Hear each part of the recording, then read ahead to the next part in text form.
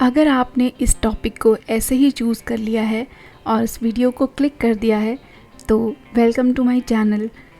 आप आज इस वीडियो में कुछ ना कुछ तो सीख के जाएंगे ही।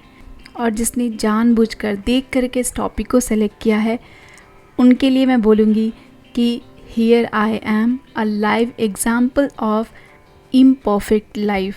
और मैं कम्प्लीटली अपने आप को यही मानती हूँ कि मैं जिस तरीके से भी इम्परफेक्ट हूँ बट मैं उसमें बहुत खुश हूँ।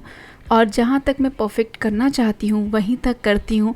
जहाँ नीड नहीं है, जहाँ ज़रूरत नहीं है मुझे, वहाँ मैं बिल्कुल भी परफेक्ट होना चाहती ही नहीं हूँ। तो first of all thank you so much for accepting that we all are imperfect. हम परफेक्ट हैं या इम्परफेक्ट हैं, हम अच्छे हैं या बुरे हैं, ये जब तक हमें ये नहीं समझ में आएगा कि ये सब हमें अपने लिए करना है तब तक हम कभी भी किसी भी तरीके से परफेक्ट हो ही नहीं सकते।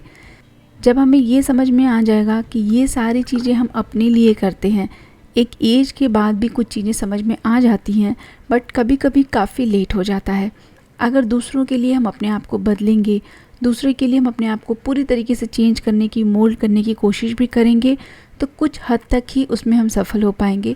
आफ्टर अ पॉइंट बहुत फ्रस्ट्रेशन, बहुत चिड़चिड़ापन आ जाएगा और एक टाइम के बाद या तो हम उन पे भड़केंगे या हम खुद को हार्म पहुंचाएंगे। जो हमारी लाइफ है इसको समझना पड़ता है और इसको समझने में सबकी अपनी अपनी अलग अलग क्षमता होती है, अलग अलग टाइम होता है। लेकिन इसको सही तरीके से समझना कि ये एक बहुत ही अमूल्य चीज़ है, इसको समझने में बहुत सारे लोग गलतियां कर देते हैं। कभी भी अपनी ज़िंदगी को कोसने से कुछ भी नहीं मिलेगा।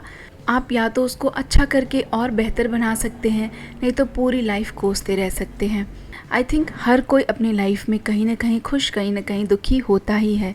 तो अगर कभी भी ऐसा लगे कि मेरे अंदर ये कमी है या मेरी लाइफ में ये कमी है जिसकी वजह से पूरा डिस्टर्ब हो जाएगी चीज़ें, जिसकी वजह से मैं कुछ और काम नहीं कर पा रहा हूँ या कर पा रही हूँ, ऐसा कुछ भी अगर फील हो तो ऑलवेज़ रिमेंबर आपकी प्रॉब्लम उससे कितनी बड़ी है जहाँ की एक छोटा सा बच्चा है और जिसके पेरेंट्स उससे दूर जा चुके हैं, मतलब वो अपने पेरेंट्स को खो चुका है। मुझे तो ऐसा लगता है कि हर एक इंसान का सबसे बड़ा दुखी ज़िंदगी, जीवन या दिन वही होगा जिस दिन उसके माँ बाप उसके पास नहीं रहेंगे। वो इंसान चाहे एज में कितना भी बड़ा हो। तो अगर उस छोटे से बच्चे की ज़िंदगी से हम अपनी ज़िंदगी को कंपेयर करेंगे तो शायद हमारी प्रॉब्लम बहुत छोटी लगेगी। जो भी चीज़ें हमारे लाइफ में बहुत अच्छी हैं उन पे फोकस करना चाहिए और उन्हें ही हमें अच्छे से और उभार करके अपनी लाइफ को और खूबसूरत बनाना चाहिए। जो चीज़ नहीं है जस्ट लीव दैट। उस पे सोच सोच के टाइम बेकार करके, एनर्जी बेकार करके, स्ट्रेस लेके, तबीयत ख़राब करके कुछ भी नहीं मिलने वाला है। और हमारे जीवन में जो भी हर्टिंग पॉइंट होता है, वो टाइम जिस पे हम सबसे ज़्यादा दुखी होते हैं, जिस पे हम चारों तरफ देखते हैं और हमें एक भी इंसान हमारा साथ देने वाला नहीं रहता है, उस टाइम पे जो हम अपनी लाइफ में सीखते हैं, आई थिंक उसको हर इंसान को पूरी लाइफ याद रखना चाहिए। वो टाइम जितना हमें स्ट्रांग बनाता है ना, उससे कहीं हम और स्ट्रांग नहीं बन सकते। उसके बाद पूरा यही डिपेंड करता है हमारे ऊपर कि हम अपनी लाइफ को किस दिशा में ले जाना चाहते हैं। डायरेक्शन हमें ही चूज़ करना होता है और उस डायरेक्शन के साथ हमारा जो फाइनल लाइफ होगा वो कहाँ पे जाएगा उसको भी हमें ही चूज़ करना होता है। इससे हमारे अंदर जितनी भी बुराइयां हैं, जितनी भी इम्परफेक्शंस हमें दिख रहे हैं, वो सारी हमारी स्ट्रेंथ बन जाती हैं और हमारी लाइफ बहुत इजी हो जाती है। इवन पता है, आई थिंक मुझे ऐसा लगता है कि जब as a wife, as a mom, as a daughter मैं ये बात बोल रही हूँ कि जब हम थोड़ा सा स्ट्रांग बन जाते हैं, जब हम चीज़ों को थोड़ा सा समझने लगते हैं, तो हमारे साथ रहने वाले लोगों की लाइफ भी धीरे धीरे थोड़ी ईजी हो जाती है। एक तो इसलिए भी कि हम चीज़ों को कॉम्प्लिकेट नहीं करते हैं जब भी वो अपनी चीज़ें कोई शेयर करते हैं, और दूसरी चीज़ ये कि बहुत एक पॉजिटिव ऑरा बना रहता है। अगर हम परेशान नहीं होते हैं, स्ट्रेस नहीं लेते हैं ना, तो लाइफ में बहुत बहुत बहुत सुकून है रियली में। ये सारी चीज़ें मैं बस ऐसे ही नहीं बोल रही हूँ, ये सब मेरे खुद के एक्सपीरियंसेस हैं। तो अभी तक मैंने जो भी कुछ बताया है, अगर मान लीजिए कि कोई बहुत परेशान है तो उसको बाहर निकलने में बहुत टाइम लगता है। मैं अगर क्विकली उसका एक सल्यूशन बताऊं तो कुछ मेरे पास एग्जांपल्स हैं, मैं आपको बताती हूँ। सबसे पहले कि जर्नलिंग करना शुरू कर दें।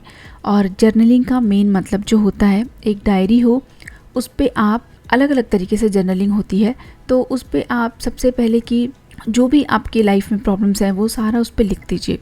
उस पे लिखने के बाद एक एक प्रॉब्लम को पढ़िए और उसके बाद उसके आगे उसके सॉल्यूशंस लिखिए। जिस प्रॉब्लम का कोई सॉल्यूशन नहीं है, जिस प्रॉब्लम को आपको लग रहा है कि आपके हाथ में ही नहीं है वो चीज़, उसको जस्ट कट कर दीजिए और अपनी लाइफ से, अपने माइंड से भी इरेज कर दीजिए, क्योंकि जो हमारे हाथ में है ही नहीं उसका हमें करना ही क्या है। ऐसे आप धीरे धीरे करके देखेंगे कि एक टाइम के बाद माइंड बहुत खाली हो जाएगा आपका और उसमें फालतू की चीज़ें नहीं घूमेंगी।